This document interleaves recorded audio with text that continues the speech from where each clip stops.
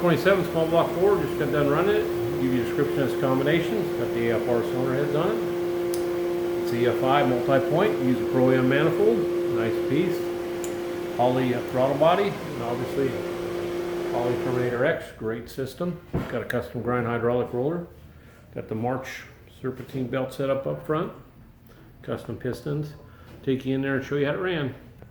Alrighty, down at 3,500, it's 493 foot-pounds of torque. Looks like a peak torque 532, peaks horsepower 521.